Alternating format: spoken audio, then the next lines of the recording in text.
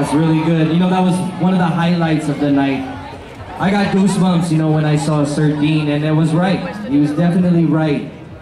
We can really achieve great things when we all stick together and reach a common goal. That's very true. Iba talaga ang nagagawa ng pagkakaisa. Because in the company, right, we have, look at you guys, there's like over 9,000 people here, and that's crazy. So this many personalities, culture, it's really rare and precious for things to actually come together. And look at you guys are as one tonight, right?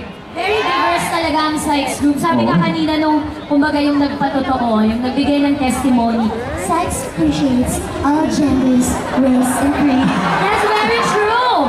Kasi I have lots of friends who work for Sykes and all of them iba-iba ang itsura. May mukhang tao, may semi-tao, may mabait, may hindi masyado, pero lahat working hard together to make the company work. And I really believe that Sykes is one of those companies leading in Asia and Asia Pacific that's giving chances to everyone, equal opportunities to everyone. So palakpakan niyo ang mga sarili ninyo and Sykes, of course.